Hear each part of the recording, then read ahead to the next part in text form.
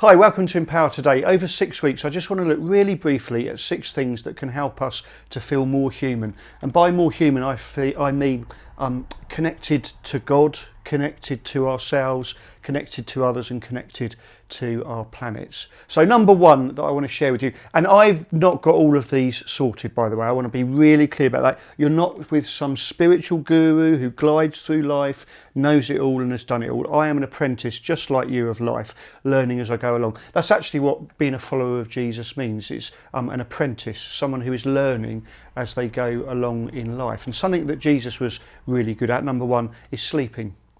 Jesus was asleep in a storm on a boat with the disciples when they were being tossed around in the waves, pouring the water. I don't know if you've seen Rembrandt's painting of that scene where the boat is up at an angle like this. And there's little Jesus snuggled there asleep while the disciples are like, "Crying out loud, Jesus, what are you doing?"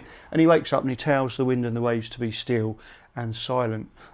Sleep is so important. There's a lovely lady at my church, last church, who just couldn't sleep, and the mental anguish it gave her as she would sit sometimes with me in tears because she couldn't get to sleep. We can take it for granted when we do sleep, don't we? But that night when you wake up at about 4 a.m. because you need to do something, then you can't get back to sleep. And you ever like me, you're laying there thinking, well, I've got to get up in 3 hours. Am I going to get back to sleep? If I don't get to sleep in the next hour, then is it worth actually going to sleep at all?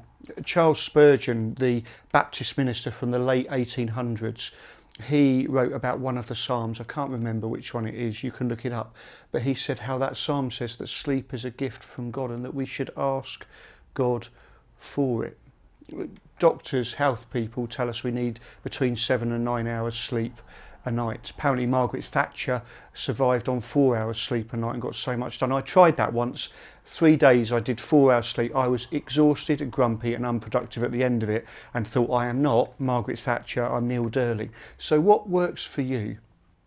One tip is to not be on gadgets for half an hour to an hour before we go to bed.